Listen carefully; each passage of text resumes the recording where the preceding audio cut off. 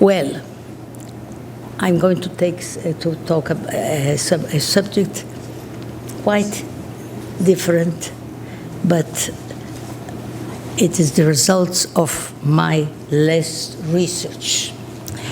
When I started my studies in the secret archives of the Holy Office of the Inquisition and the New Christians, I did not know what I was going to find.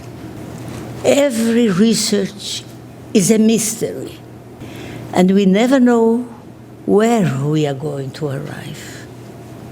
In the last few years, Brazilian historiography is starting to understand that we cannot write the history of Brazil without the Jews. But we still don't understand the complexity of all this Marrano question. The Brazilian historiography keep themselves still attached to the study of the inquisitorial institution, its functioning, its structure, its methods, and its organization. But where are the Jews? There are no deeper studies that approach the Marrano's mentality, his sensibility, his feelings, his long sorrows. Not knowing the whole trajectory of the Jews in the diaspora, their lives, their cruel experiences, and the complexity of their lives, we cannot write not even the history of the Marranos. To understand this fantastic history of the Bnei Anusim in Brazil, we need to go back to its origin. We have to know how this history of the converted Jews developed. A story of 500 years is not easy to tell. The forced conversion of all the Jews from Portugal to Catholicism was the greatest catastrophe that happened to the Sephardi Jews during 2,000 years. The King of Portugal, Dom João II, he did not take away from the Jews only their names. He took away their language, the books, the traditions. He took away their rituals, their synagogues, their schools, and their cemeteries. He even took away their children. No more family names, no more identity.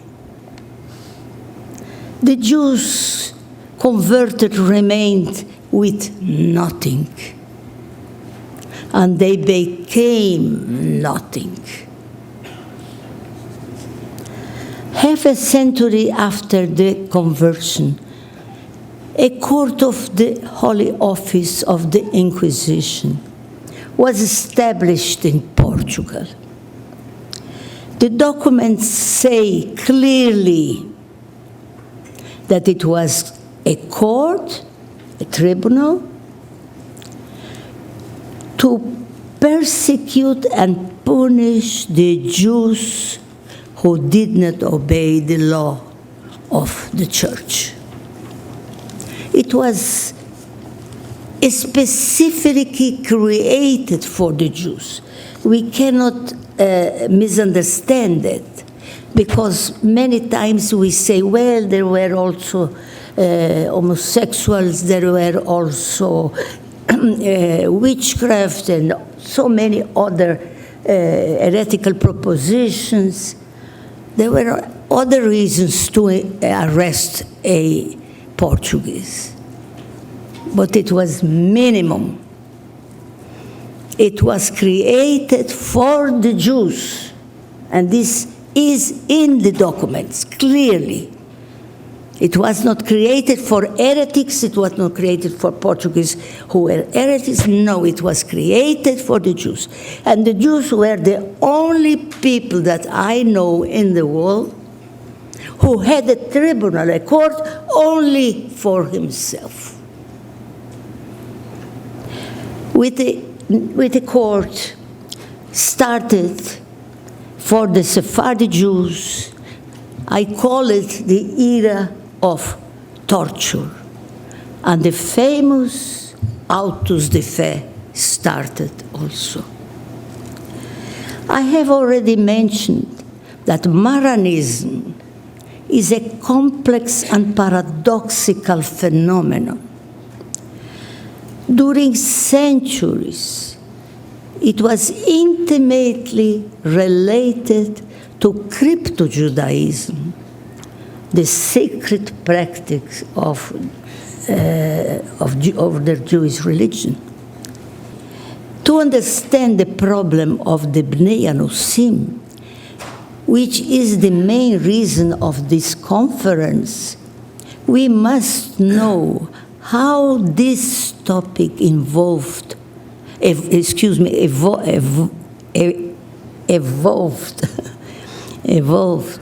until nowadays.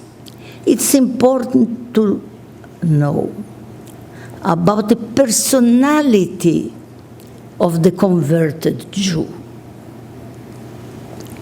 and the Marranos who lived 300 years in Brazil among different cultures and ethnic groups. They were completely different from the Ashkenazi and the Sephardi Jews before the conversion.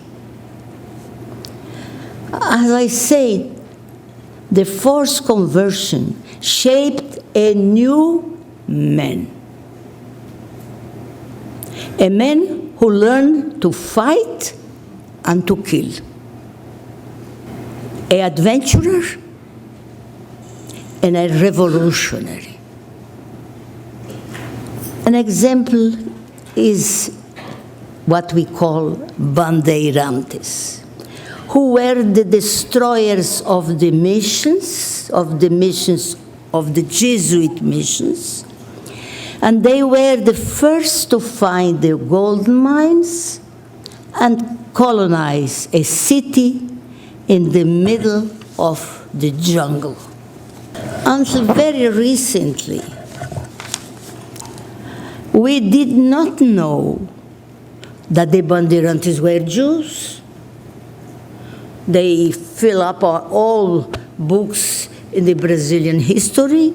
They are the Avenue of Bandeirantes, the Road of the Bandeirantes, the Streets of Bandeirantes. But nobody knew that they were Jews.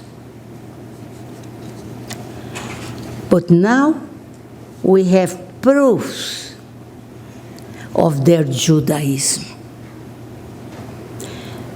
When a Jesuit asked one of the bandeirantes, "What law gave you the right to kill us?"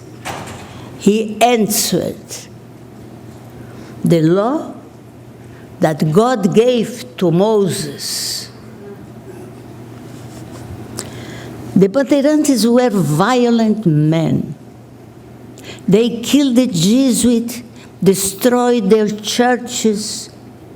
They break their holy images. They hated the Jesuits because they were the representative of the Inquisition in America. The Jesuits from the missions were commissioners of the Inquisition of Lima. The Bandeirantes wanted to implement in São Paulo an independent republic, democratic and anti-clerical. They were against the King of Portugal, Don João IV. But they had another candidate who they believed had a right to the crown of Portugal. But this candidate was refused by a great part of the Portuguese people because he was a Jew. And his name, Dom Antonio Prior de Crato. This history is still not known. We're starting now to do this research because it's very interesting that the Bandeirantes from São Paulo and the Portuguese Jews who went to England and the Jews who were in Amsterdam, they all had the same ideal. They wanted Prior de Crato to be the king of Portugal. There was a complot between São Paulo, England, and Amsterdam. They wanted the Jew for a king. There were 3 tribunals in Spanish America. One of them, the Tribunal of Lima, massacred the Jewish community because they were rich merchants, and the Inquisition could confiscate their fortunes. It was a barbarian act. They burned at the stake poets and writers and businessmen. And I want to say also a few words about the modern concept of Marranism. The Marranism changed in the last years. The concept of Marranism changed. In the last few years, there has been a high interest in the study of the mentality of the Marrano. The study of the Marranism went beyond the studies of the crypto-Judaism, because Marranism became interdisciplinary. It crossed from the field of history to the field of philosophy, anthropology, psychology, and psychoanalysis. Richard Popkin, he attributes the origin of modern skepticism to the religious controversies of the Marranos. That's the origin of skepticism today.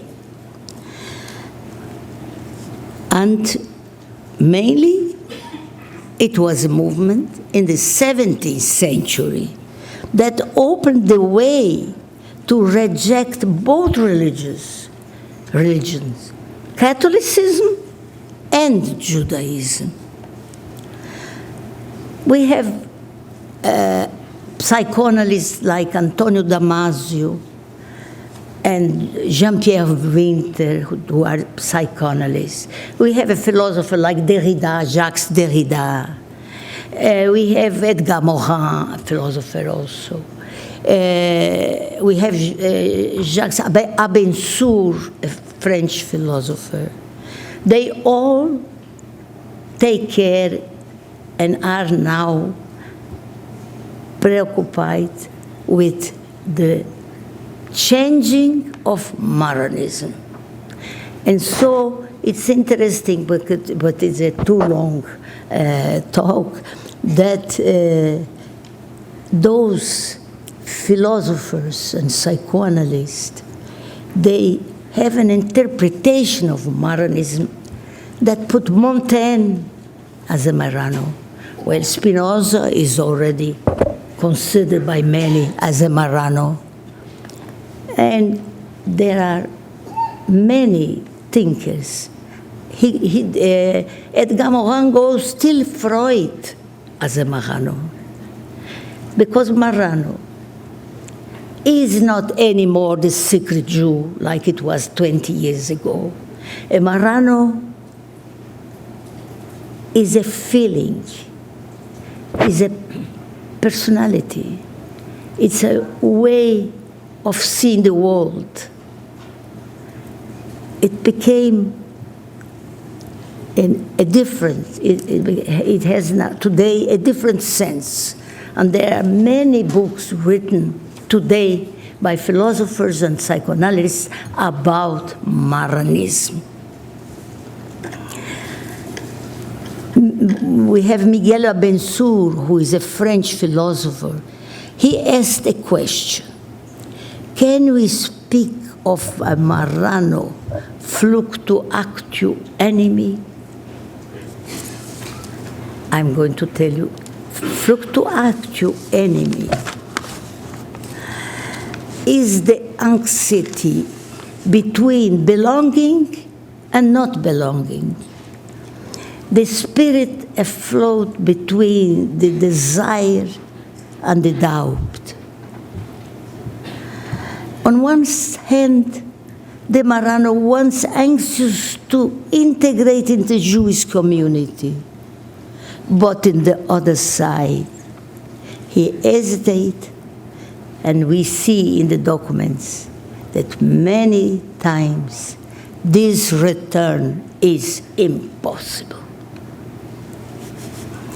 Spinoza analyzes the Marrano soul and says that in certain aspects the Marrano soul can be considered a fluctu actu animi. He uses these Latin words, and it means a state of the spirit that is born from two affections that contradict each other. The soul is in a great confusion. The soul does not know anymore what she loves and what she hates. And it falls in a painful despair. Well, time changed. The Court of the Inquisition closed its doors after being active for 300 years. With torture, with killing and burning the Jews. In Brazil, only converted had death penalty, not anyone else. And there were other people arrested, there were other people in jail, heretics. No one had death penalty, only the Jews. Absolute silence fell over the tragic story of the New Christians. The world thought that once they stopped the persecution, the problem of the New Christian was finished, no more secret Jews. In the 19th century, Portuguese authors left us some scientific writings, very few, and also some romances, denouncing also the Pope's economic interest in the introduction of the Inquisition in Portugal. I have to finish.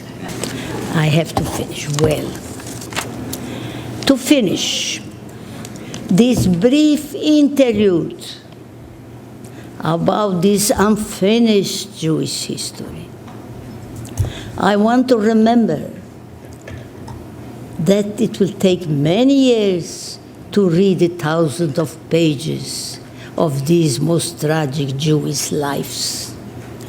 Words will never be able to describe it.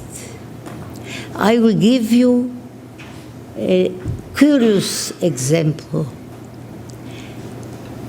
The well-known Portuguese poet, considered one of the greatest poets in the 20th century, Fernando Pessoa. Many people know him, not only the Brazilians. Fernando Pessoa knew that he was of Jewish origin. He knew. But he doesn't know that Motus's family members died in the fire of the Inquisition. This he didn't know. Because they did not give up their Jewishness. I have the trials of many members of his family. One of his ancestors lived in Brazil, and one day he felt homesick from the village where he spent his childhood, and he went back to Portugal.